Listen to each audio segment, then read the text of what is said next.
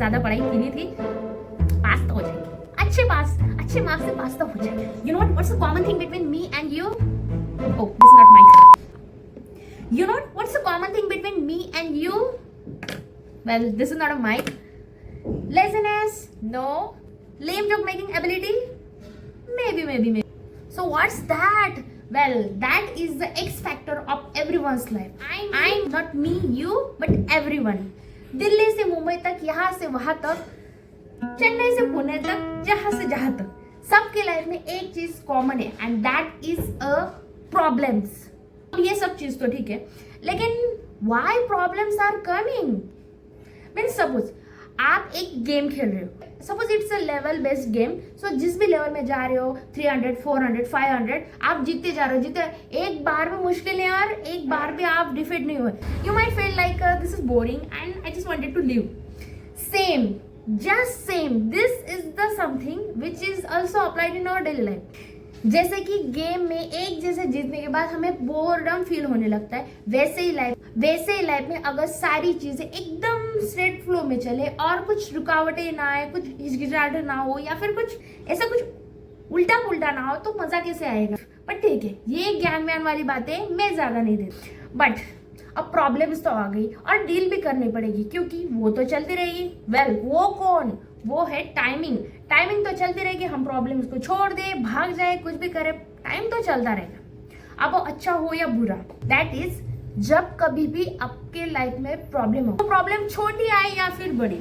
मैं आपको एक मेरा स्कूल वाला इंसिडेंट बताती हूँ। स्कूल मतलब when I was in 10th class, जब मेरा रिजल्ट आने वाला था, so my friends are so tense और मैंने भी खास ज्यादा पढ़ाई की नहीं थी, पास तो हो जाएगी, अच्छे मार्क्स से पास तो हो जाएगी, इतना कॉन्फिडेंस तो मेरे अंदर भी था।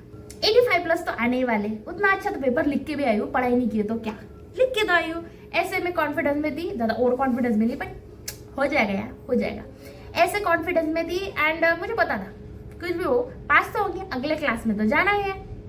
अब देखो, अगर मैंने टेंशन नहीं लिया, मैं ज्यादा हाइपर हुई क्या, मैं ज्यादा हाइपर ना हो, रिजल्ट देखने के टाइम ही जागी, क्या फर्क पड़ता है? रिजल्ट तो सेम आने वाला है। ये चीज प्रॉब्लम थी भी नहीं, मेरे रिजल्ट पे कोई इम्पैक्ट हुआ? 89.80% आने थे, आए और आ भी गए, दिन जाने दे रही थी, मुझे पता था कुछ भी हो जाए। रिजल्ट देखो, मैंने टेंशन लिया नहीं लिया, मेरा रिजल्ट तो सेम आने वाला है, so why we need to worried about. हाँ, ये अलग बात है, अगर यही सेम सिचुएशन पेपर में होती, आई मीन मुझे पेपर देने जाना होता, सो आई नीड टू स्टडी, और उसके वजह से थोड़ा पार स्ट्रेस तो आ ही जाता, मतलब पेपर यार थोड़ा सा पढ़ना पड़ेगा।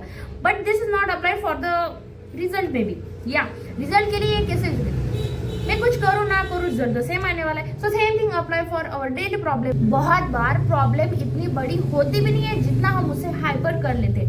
मतलब सपोज आप रास्ते से जा रहे हो, जाते जाते बीच में आपकी सैंडल टूट गई और आप ढंग से ना चल पा रहे हो, ना सैंडल को संभाल पा रहे हो।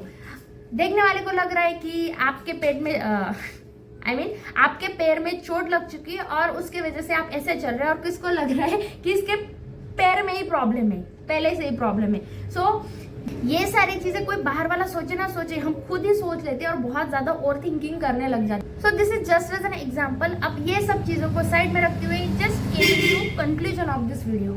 देखो, प्रॉब्लम सॉल्व होनी है, कितनी भी बड़ी प्रॉब्लम है, प्रॉब्लम सॉल्व होनी।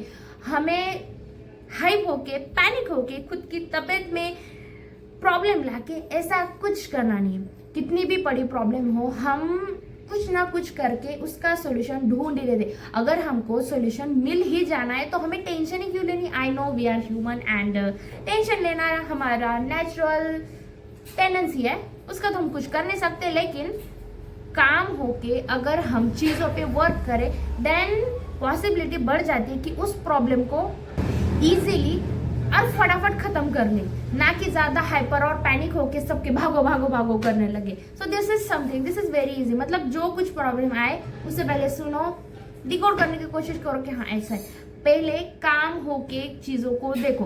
क्योंकि व्हाट आई एग्जैक्टली सेड कि प्रॉब्लम में हम ज्यादा पैनिक या हाइपर हो जाए या फिर एकदम चिल हो जाए, कुछ चेंज नहीं होता। It's up to our attitude what we are exactly taking और not. Well, this is for today's video. This is not a very Gyanvan type, but what I felt during my time, what I felt during my boards exam, that incidents I am sharing with you. Hope you like my video. If you like my video, so let me know in my comment section.